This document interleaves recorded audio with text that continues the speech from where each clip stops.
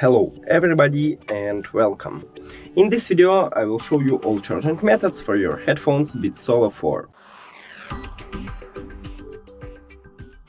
And the first method is to use adapter and USB-C cable. So just connect it to USB-C port on your headphones.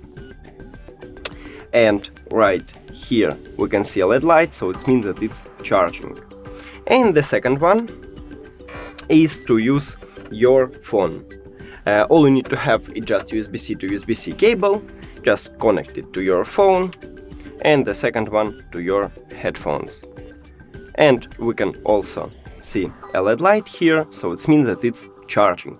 If your phone doesn't support USB-C, maybe you should have Lightning to USB-C.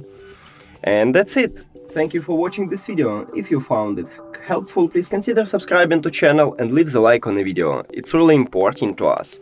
See you later!